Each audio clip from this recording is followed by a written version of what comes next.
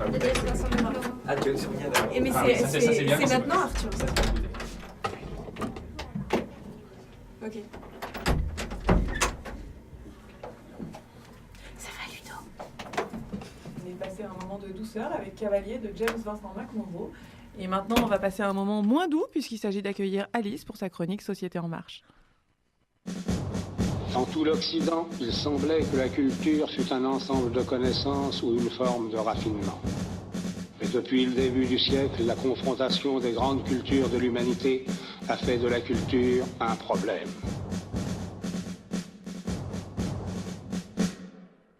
Bonsoir Alice. Bonsoir Barbara, je viens de faillir m'étrangler avec mon écharpe, mais tout va bien. Bonsoir chers auditeurs et bonsoir chers amis. Dites-moi, je cherche des idées, j'ai une petite question pour vous. Qu'est-ce que vous feriez si vous aviez besoin d'une grosse somme d'argent, genre maintenant, quoi, très rapidement, et que vous n'auriez pas le temps de travailler pour la gagner? Noémie, tu ferais quoi? Je vendrais un organe. Ah ouais, d'accord, carrément. Eh bien, figure-toi que tu pourrais pas le faire en France. Il faudrait que tu ailles en Chine ou en Inde, par exemple. C'est une pratique assez répandue là-bas. La culture française, elle a une relation assez fusionnelle avec le corps humain. Notre tradition judéo-chrétienne en fait la demeure ou même la prison de l'âme, selon les auteurs. Pour cette raison, il est sacré. Et même si nous sommes des individus responsables et sensés, on ne nous laisse pas une liberté de choix totale quand il s'agit de notre propre corps. Pour vous donner un aperçu du régime juridique du corps humain, chers auditeurs, Barbara, tu as accepté de me prêter main forte et de contribuer à cette chronique, car c'est un thème que tu connais bien. Oui, effectivement, parce que c'est un thème à la fois droit privé, droit public, même si on a des divergences, on se retrouve un petit peu, et je trouve que c'est assez fascinant. Assez fascinant parce que quand on parle de corps humain, même à un coin d'un café, on pense tous à des sujets de société tels que l'avortement, les mères porteuses, l'euthanasie, le tourisme procréatif, etc.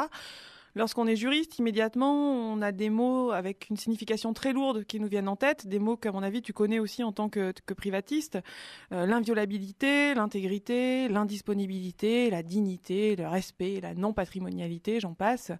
Les juristes sont très passionnels quand ils veulent protéger le corps humain, en tout cas en France. Oui, et en même temps, ça se comprend. Je voudrais pas spoiler la suite de la chronique, mais avec les progrès scientifiques qui sont réalisés aujourd'hui, notre corps devient la cible de fantasmes un peu effrayants. Quand on sait qu'aujourd'hui, le clonage, c'est déjà du passé, on a déjà cloné des tas d'animaux, et en fait, les savants attendent juste un feu vert pour pouvoir cloner des êtres humains, donc c'est un peu effrayant. On sait aussi que certains chercheurs travaillent sur la cryogénie, qu'on n'est pas loin de pouvoir créer des cellules entièrement artificielles. On se dit finalement que le corps humain ne pèsera pas lourd devant tant d'opportunités démiurgiques. Justement, c'est là tout l'enjeu de la bioéthique, à la fois encadrer ces progrès sans les décourager. La bioéthique cherche donc à s'assurer que les progrès spectaculaires de la science dans les domaines de la biologie, de la technologie ne compromettront pas, par certaines de leurs implications, la dignité de la personne humaine notamment, ou la destinée de l'espèce par la suite. Alors quand on parle de bioéthique, c'est toujours compliqué puisque qu'est-ce que l'éthique, qu'est-ce que la morale, ça reste des notions assez floues. Et c'est pour ça que beaucoup de pays ne se sont pas intéressés à ces questions. La France est assez précurseur en la matière. Elle a nourri des réflexions depuis déjà 1994, enfin un petit peu avant. Le législateur a rendu sa première loi bioéthique en 1994 et on a rendu d'autres depuis en 2004 et en 2011, voire même une énième en 2013. Pourquoi ? Parce que c'est très compliqué. La bioéthique nécessite finalement de la pluridisciplinarité. Il faut des biologistes, des chimistes, des médecins, évidemment, puisque ce sont surtout eux qui travaillent sur ces progrès. Il faut des juristes pour mettre en place le cadre légal, mais ils ne peuvent pas décider tout seuls. Donc il y a des philosophes, des sociologues, un petit peu une étude culturelle. Du coup, ces articulations entre les différentes disciplines ont amené le législateur à travailler beaucoup au concept de dignité de la personne humaine, de respect, d'inviolabilité et d'indisponibilité du corps humain. Ah oui, d'accord. Donc la dignité de la personne humaine, c'est marrant parce que c'est aussi un concept très utilisé en droit privé. Et d'ailleurs, les lois de 94, elles ont intégré dans le Code civil des articles 16 et suivants qui portent sur la dignité et l'inviolabilité de la personne humaine et du corps humain. Cette notion de dignité, elle a permis aussi aux tribunaux de limiter les possibilités de consentir à des atteintes à son propre corps pour des raisons et des motivations financières, par exemple. Et ce concept de dignité, il a permis aux juridictions dans les années 60, par exemple, de prohiber des contrats de prostitution, par exemple. En droit civil, avant 94, la dignité humaine, on l'observait au regard du concept de bonnes mœurs. Le bonnes mœurs, comme vous pouvez vous l'imaginer, c'est quelque chose qui est évolutif. Les bonnes mœurs d'il y a 100 ans, ce ne sont pas les mêmes mœurs qu'aujourd'hui, et heureusement. On peut donc s'interroger si finalement le contrat de prostitution, aujourd'hui, on le jugerait contraire à la dignité. Un sujet qu'Alice aime beaucoup. Oui, j'aime bien la prostitution, j'aime bien en parler. La dignité de la personne humaine, elle s'étend aussi au cadavre. C'est sur ce principe de dignité du respect dû au corps mort qu'on a pu faire interdire l'exposition Our Body. Vous vous en souvenez peut-être, à la fin des années 2000, on avait exposé des corps morts pour avoir une destinée pédagogique en fait sur l'anatomie humaine. Et en 2010, la Cour de cassation l'a jugé comme illégal. C'est vrai que ce principe de dignité, il a quand même été utilisé dans beaucoup de cas. Moi, en tant que publiciste, je pense forcément au célèbre arrêt que tout étudiant en droit retient. Et je suis sûre que Ludovic sait déjà de quoi je vais parler à côté. Évidemment, l'arrêt commune de Morsan-sur-Orge du Conseil d'État de 95, où, au nom de la dignité humaine, on a interdit le lancer de nain d'un pauvre nain qui, pourtant, en avait fait son travail et gagné sa vie grâce à ça. Donc finalement, en France, on ne peut pas faire n'importe quoi avec son propre corps. Et on a développé ce principe de dignité pour presque limiter les possibilités de chacun de servir de son corps. Pourtant, on l'a fait très tard. Là, je vous parle donc de 95.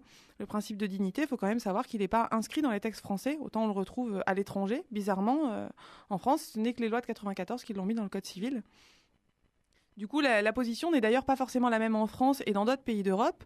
Et c'est ce que montre la Cour européenne des droits de l'homme, qui s'intéresse plutôt au consentement de la personne, puisque dans un célèbre arrêt, là encore, pour tous les étudiants en droit, l'arrêt K et AD de 17 février 2005, elle est revenue sur le sadomasochisme. Alors, même si dans l'arrêt, elle condamne les pratiques qui ont eu lieu, elle estime que le sadomasochisme n'est pas interdit tant que les participants sont consentants et qu'on respecte le contrat éventuel qu'ils ont signé avant de se prêter à ces jeux-là. Petit hommage à Christiane Grey, qui, à mon avis, a bien assuré ses arrières. Bref, on ne peut pas faire ce qu'on veut de son propre corps, en tout cas en France, voire même en Europe. Mais il y a aussi d'autres choses que la liberté de faire qu'on veut de son corps qui prête question et qui intéresse le juriste. Je pense que tu vas pas me contredire, Alice. C'est la tentation aussi des hommes d'essayer de vendre tout et n'importe quoi, et du coup, y compris les éléments de leur corps. Oui, et d'ailleurs, encore une fois, le Code civil nous donne une réponse puisqu'il considère que le corps humain et tout ce qui en provient, c'est une chose hors du commerce. C'est le principe d'indisponibilité du corps humain. Initialement, ce principe tendrait à prohiber toute convention, c'est-à-dire tout contrat qui porterait sur une partie ou un produit du corps humain. Alors la partie, c'est la partie, le produit, c'est par exemple les cheveux, le sang, etc. Mais ce principe, il a dû être assoupli, tout d'abord pour des raisons thérapeutiques. On a autorisé dans les années 50 le don du sang, enfin officiellement parce que les transfusions, ça se pratiquait avant, et puis le prélèvement d'organes en vue d'une greffe en 76. Puis après, on a franchi une nouvelle étape et il ne s'agissait plus de soigner mais de donner la vie puisqu'on a d'abord autorisé le don du sperme. Et ensuite, on s'est attaqué aux embryons, et là, ça a été une longue évolution pour qu'on puisse utiliser les embryons, alors Barbara vous en dirait beaucoup plus que moi, mais à des destinées pour la recherche et à la fois par des couples voulant enfanter. En somme, l'impératif qui résiste aujourd'hui, c'est l'absence de contrepartie. Il y a un principe de gratuité pour tout ce qui provient du corps humain. Oui, en fait, le risque derrière tout ça, c'est surtout la réification du corps humain. Aujourd'hui, on en vient à le considérer comme une chose, et c'est notamment ce que montre ce que tu disais par rapport à l'embryon. Avant, on n'autorisait pas forcément le prélèvement d'embryons. Aujourd'hui, on peut créer des embryons en dehors du corps humain, notamment dans les cas de procréation médicalement assistée. Et si jusqu'en 2013, en principe, les embryons les recherches sur l'embryon étaient très encadrées avec un principe d'interdiction, depuis 2013, elles sont autorisées sous condition, donc ce qui conduit là encore à aller toujours plus loin au niveau de la science. Et cette modification finalement de la loi française, elle n'est pas dénuée de rôle commercial, puisque l'évolution de la loi 2013, elle était surtout liée au départ de tous les chercheurs français vers l'étranger, où les recherches sont beaucoup plus permises, beaucoup plus autorisées, notamment les recherches sur l'embryon. En Grande-Bretagne, par exemple, on peut faire des embryons justement des chimères, mi-femme, mi-truie, enfin c'est un espèce de mélange pour ouvrir la recherche. Non, c'est vrai, faut les tuer à quelques semaines quand même pour pas qu'on arrive à des vraies chimères. Mais le régime français ne permettait pas ces recherches. Tous nos chercheurs partaient à l'étranger. Et donc, on est passé à un régime où on autorise la recherche sur l'embryon. Et donc, on peut aller toujours plus loin. Et ce qui est étonnant finalement, c'est que ce qui pourrait rapporter le plus, c'est le brevet, en tout cas commercialiser les gènes qu'on peut trouver chez l'embryon pour, je sais pas moi, détecter le gène yeux bleus. Bon, ça on sait déjà le faire, mais peut-être des particularités chez l'être humain. Et finalement, les directives européennes en la matière viennent énormément encadrer le droit des brevets et on ne peut pas breveter quelque chose qui est juste une partie d'un gène, même si on a réussi à le découvrir et que c'est la première fois. Donc finalement, ce qui limite le commerce aujourd'hui, c'est presque le commerce du droit des brevets. D'accord, ah oui, c'est étonnant. C'est assez marrant que finalement le brevet qui crée pratiquement un droit de propriété, ce soit ça qui empêche de réifier les choses. Bon, bah ça, même si tout ce que tu nous as dit avant sur les recherches de l'embryon, c'était un peu effrayant, ça au moins, c'est rassurant, ça nous fait un garde-fou et finalement, on considère peut-être pas notre corps totalement comme une chose. Bon, on pourrait en parler des heures, hein, mais bon, là, je crois qu'il faut qu'on se calme. Donc, du coup, oui, ce qui reste quand même effrayant, c'est ce que tu disais tout à l'heure. On se demande où on va s'arrêter et on est en train de devenir des chimères, ou en tout cas, l'être humain va finir par peut-être devenir une chimère. On sait que la science nous permet aujourd'hui de littéralement nous augmenter et de vivre avec des organes artificiels. Et on peut se demander jusqu'à quand on va rester véritablement des individus et pas des machines.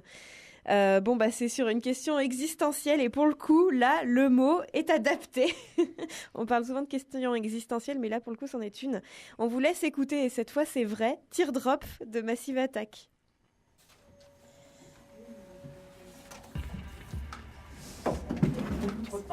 C'est vrai ? On aurait pu débattre pendant longtemps. Mais ouais, en fait...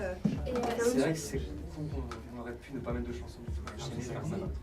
Non, après, vraiment la bouffe, pas mal. Je pense pas que Non, c'est des interviews, donc j'ai même pas mis de micro. Ouais, c'est pas grave, c'est tout.